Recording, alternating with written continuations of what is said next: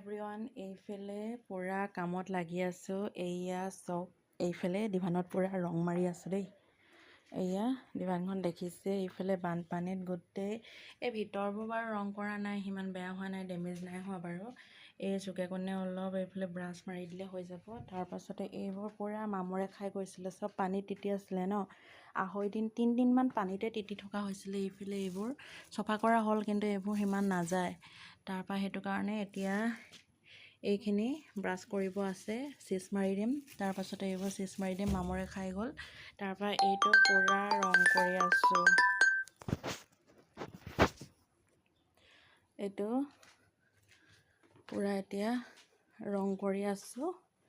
এইয়া হৈছেগৈ আৰু প্ৰায়। প্ৰথমতে আছিলে এইটো কালাৰ, এইফালে পুৰা মামৰ চামৰ লাগি গ'ল।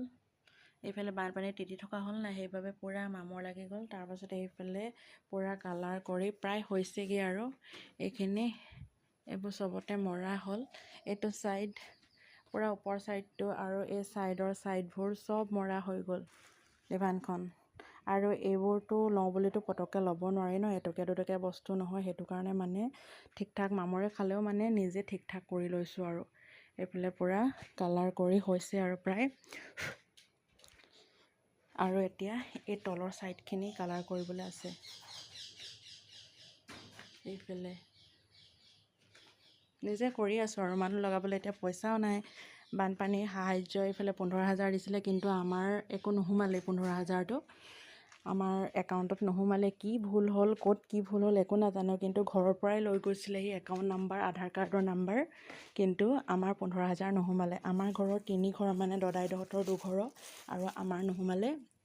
সেইবাবে মানুহ লগাবলৈতো পইচা নাই ন, সেইটো কাৰণে নিজৰ কাম নিজে কৰি আছোঁ আৰু এইফালে পুৰা কালাৰ কৰাত এইকেইদিন ব্যস্ত। তাৰপিছত এইফালে প্ৰায় মানে মাটিবোৰ সমান হৈছেগৈ আৰু এইবোৰ তেওঁ অলপ দেখিছে চাগে, ধৰিব পাৰিছেই, খলপা খলপি হৈ আছে। এইবোৰ লাহে লাহে মচা কচা হৈ আছে আৰু য'ত ত'ত বস্তু এতিয়াও আছে।